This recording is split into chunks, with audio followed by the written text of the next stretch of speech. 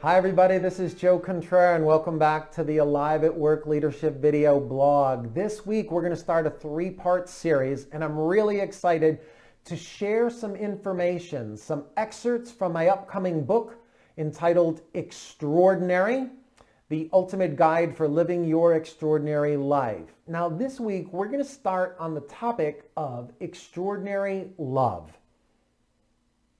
Now, some of you might be saying, Joe, whoa, wait a minute. You're going to talk about extraordinary love? Aren't you divorced? Aren't you still single?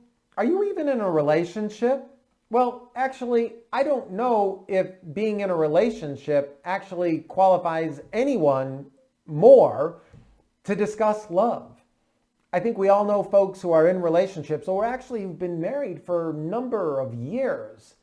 And you have to look at the relationship and ask yourself, wow, do they really love each other? I think sometimes when we're talking about a topic that is complex and is complicated is love. It's almost like trying to talk about the universe or trying to define or talk about God. It's a big topic. It's very complex, and yet we attempt to define it, to label it, to make it mean something in a very dualistic mindset. Right, wrong, good, bad. This is love. This isn't love. And I think when we do that, we kind of get lost or we lose our way and we leave out big chunks of the way we see things so that we never truly do understand it. Do you realize that years and years ago, the ancient Greeks had actually 8 different ways to define love, 8 different types of love in its various forms between people and things. There was agape, which is that empathetic universal love. There was eros, which was the romantic love, passionate love. There was philia, which is that authentic friendship, that intimate love without romantic attraction. Now, the point isn't to describe all of these to you. The point is that on such a complex topic like love, the ancient Greeks had 8 different ways to define it, but it seems like today we've boiled it down to one basic way. I love chocolate, I love my mother, I love my brother, my cousin, I love Italy, I love to travel, or whatever it is. You know, we used to use words we leveraged words, if you will, to describe more and more detail so that we could better understand or give meaning to a topic. That was the original intention, I believe. However, in today's world, doesn't it seem like we use words to do the exact opposite? We use words to label, to separate, to exclude, to banish, to condemn, so that we can continue in our dualistic mindset of making some people good and some people bad. And yet, when it comes to one of the most important words in the human vocabulary, a word that has been described as the healing salve for the world, we try and water it down to one catch-all phrase, that being the word love.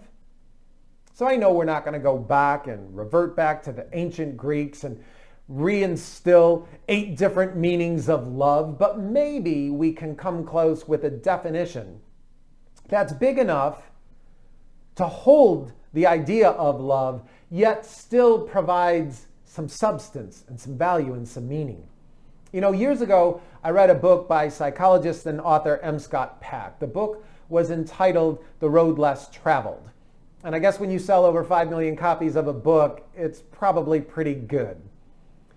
Peck's book contains what I believe is one of the finest definitions of love I've ever read, and he defines it as this. He says, love is the will to extend oneself for the purpose of nurturing one's own or another's spiritual growth.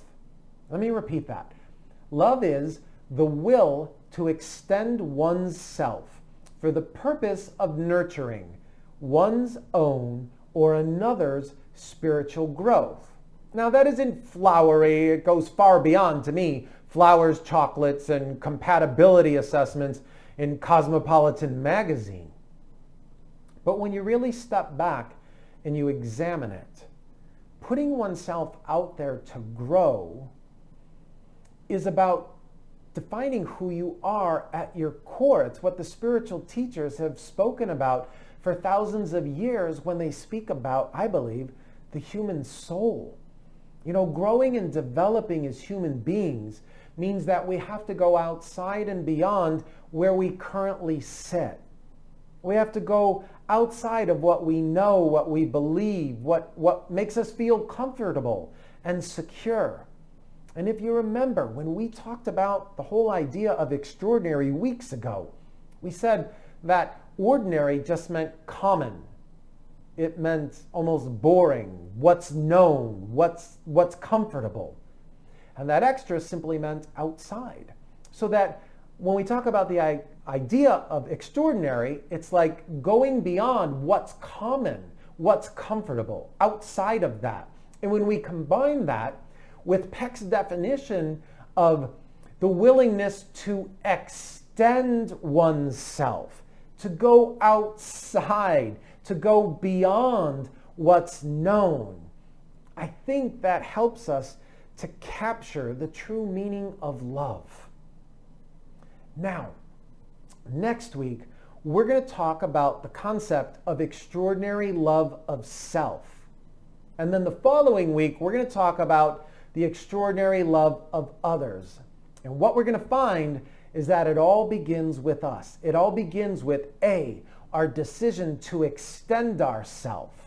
So we need to learn to love ourselves. We need to grow spiritually.